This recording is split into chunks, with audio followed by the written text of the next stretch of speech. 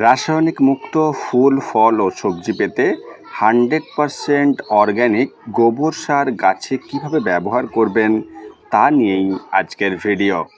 প্রথমেই আমরা জেনে নেব যে গোবর সার আমরা গাছে ব্যবহার করি কেন।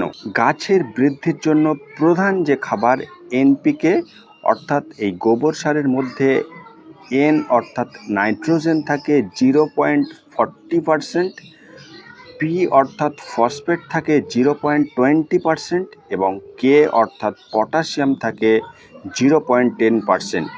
এই প্রধান খাবারের পাশাপাশি গৌণ কিছু খাদ্য গুণ রয়েছে এই গোবর সারে, ক্যালসিয়াম, ম্যাগনেসিয়াম এবং সালফার। অর্থাৎ এই গোবর সারে এনপিকের পাশাপাশি মাইক্রো নিউট্রিয়েন্টস থাকে, সেজন্য গাছের বৃদ্ধির পাশাপাশি শিকড়ের বৃদ্ধি করতে খুবই সাহায্য হয়।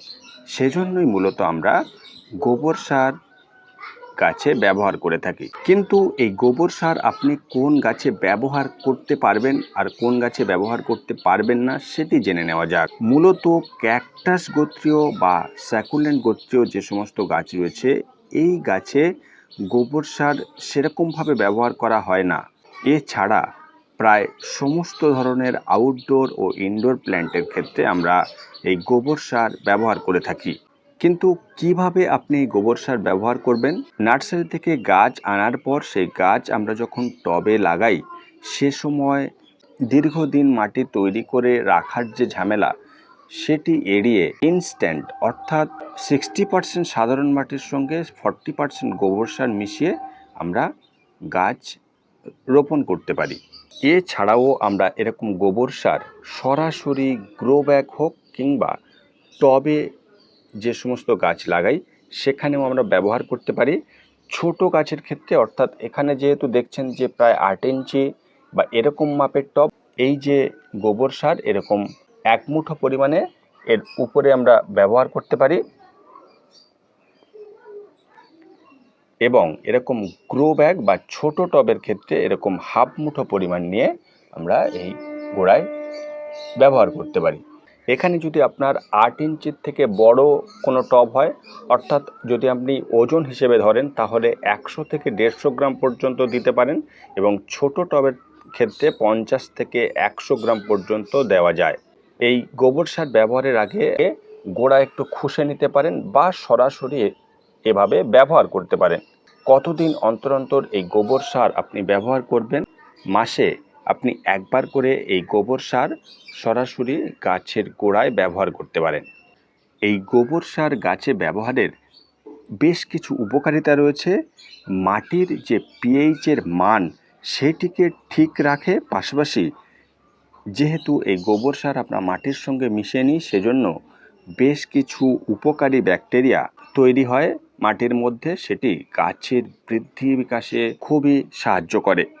দ্বিতীয়ত, চারা রোপণের সময় আমরা যদি এই গোবর সার মাটির সঙ্গে মিশিয়ে নিই তাহলে জল ধারণ ক্ষমতা ও এখন যেহেতু প্রচণ্ড পরিমাণে গরম পড়ছে, আপনি সরাসরি এই গোবর সার টবের উপরে দিয়ে দিতে পারেন। তাতে মালচিংয়েরও কাজ হবে, অর্থাৎ তাপ নিয়ন্ত্রণ করতে সাহায্য করে। তৃতীয়ত, খুব কম খরচেই আমরা এই গোবর সার বাড়িতেই তৈরি করে নিতে পারি। পাশাপাশি এর যে খাদ্যগুণ রয়েছে তাতে গাছের ফলন বৃদ্ধি করে। ফলস্বরূপ গাছের যে পুষ্টি, সেই পুষ্টিগুণ যেহেতু গাছ পায়, গাছের যে রোগ প্রতিরোধ ক্ষমতা সেটি বৃদ্ধি পায়।